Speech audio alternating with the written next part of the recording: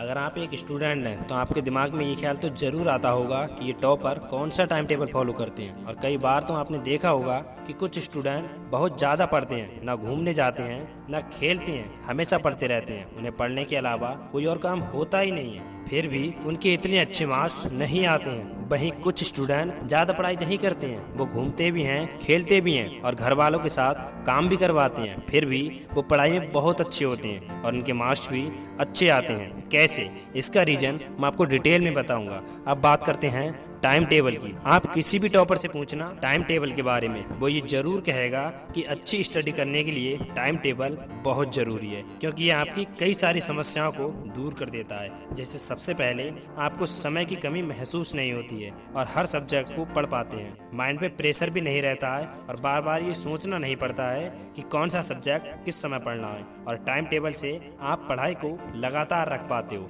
मतलब ऐसा नहीं होता है कि एक दिन पढ़ाई की फिर 2 दिन भूल गए। आपने एक स्टोरी तो जरूर सुनी होगी, कछुआ और खरगोश की दौड़, जिसमें कछुआ की चलने की गति खरगोश की गति से बहुत धीमी होती है। फिर भी उस दौड़ को कछुआ जीत जाता है, क्योंकि खरगोश थोड़ी ही दूर चलने के बाद रुक जाता है और कछुआ लगातार चलता रहता है। ऐसा ही पढ़ाई में होता है। आप रेगुलर पढ़ाई तो करो, फिर देखना एक टॉपर स्टूडेंट जो अच्छी नॉलेज रखता है उसे भी पीछे छोड़ दोगे। उदाहरण के लिए मैं आपको बता दूं कि टाइम टेबल बनाना कैसे है। सबसे पहले आप दिन में जितने भी काम करते हैं उन्हें नोट कर लो। छोटे से लेकर बड़े तक हर काम को समय दो। जैसे अगर आपका स्कूल मॉर्निंग में है तो सुबह 5 बजे उठो और कम से कम 2 घंटे की सेल्फ स्टडी करो। फिर आप स्कूल चले जाओगे। मान लेते हैं स्कूल से 2 बजे घर आते हो। 2 बजे से 5 बजे तक 3 घंटे का समय मिलेगा, जिसमें आप कम से कम 2 घंटे पढ़ाई के लिए दे सकते हैं। फिर 5 बजे से 8 बजे तक आप अपनी पसंद के काम कर सकते हैं, जैसे घूमना, खेलना,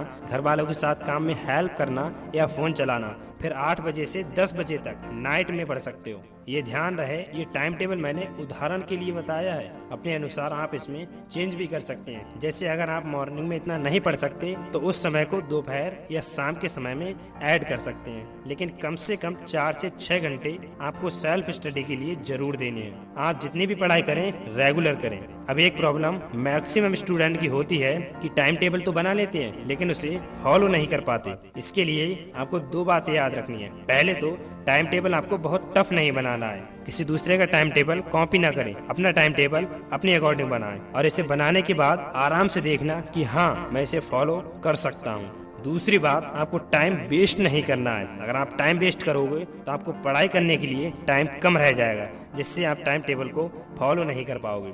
इसलिए मैंने कहा है कि टाइम टेबल में छोटे से बड़े हर काम को समय दो और जिस काम को आपने जितना टाइम दिया है उसे उतने ही टाइम पर करो। ऐसा ना हो सुबह उठते ही फोन चलाने लग जाओ या सुबह टाइम से उठो ही ना। इसके लिए फोन को खुद से दूर रखो और शाम को जल्दी सो जाओ, जिससे आप पूरी नींद ले सकोगे। और स्कूल से आने के बाद भी आपको पढ़ाई करनी है। जितना हो सके फोन और दोस्तों से दूर रहना, क्योंकि इनमें बहुत टाइम वेस्ट हो जाता है और आपको लगता है कि पढ़ने के लिए समय नहीं है। ये काम आप कर सकते हैं, लेकिन तब जब आपकी पढ़ाई भी समय से होने लगे। जैसा कि मैंने स्टार्टिंग में कहा था कि कुछ स्टूडेंट कम पढ़ाई करने के बाद भी बहुत अच्छा स्कोर कर लेते हैं। इसका मेन रीजन है फोकस। ये मायने नहीं रखता कि आप कितने घंटे पढ़ाई करते हैं, मायने ये रखता है कि आप कितने घंटे फोकस के साथ पढ़ते हैं। बहुत से स्टूडेंट 4-4 घंटे पढ़ने के बाद भी देखते हैं कि रिजल्ट 0 रहता है, कुछ भी याद नहीं होता, क्योंकि बेशक किताब तो उनके सामने होती है मगर उनका ध्यान किताब में नहीं होता है। वो या तो स्कूल के बारे में सोचते हैं कि स्कूल में आज क्या हुआ था, या अपने दोस्तों के बारे में सोचते रहते हैं।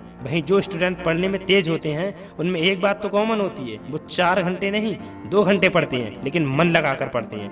मैं भी आपसे यही कहूँगा कि जितना भी पढ़ो अच्छे से पढ़ो। और एक बात याद रखना कि एक बार में 40 से 45 मिनट से ज़्यादा मत पढ़ना। बीच बीच में 5 से 10 मिनट का ब्रेक लेना भी जरूरी होता है। और पढ़ाई को लेकर हमेशा अलर्ट रहो, क्योंकि अभी यही आपका कर्तव्य है। और हमेशा मोटिवेट रहो, तभी आप लाइफ में सफल हो पाओगे। इसलिए अभी इस चैनल को सब्सक्राइब कर लो। यहाँ पर आपको स्टडी से रिलेटेड और मोटिवेशनल वीडियो लगातार मिलती रहेंगी। डेफिनेटली ये चैनल आपको बहुत आगे लेकर जाएगा।